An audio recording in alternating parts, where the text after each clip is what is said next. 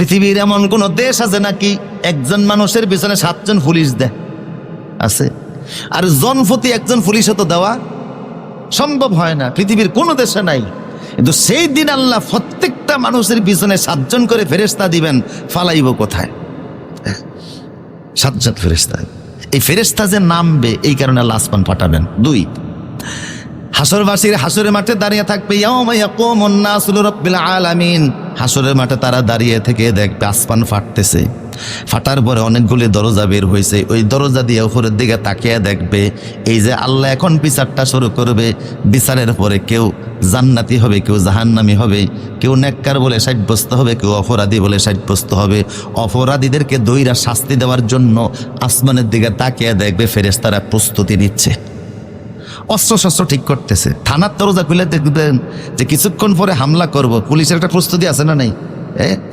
কাপড় চোপড় পড়তেছে, তারপরে তাদের যে ড্রেস কোড পড়তেছে, অস্ত্র শস্ত্র হাতে নিচে যে গুছাইতেছে।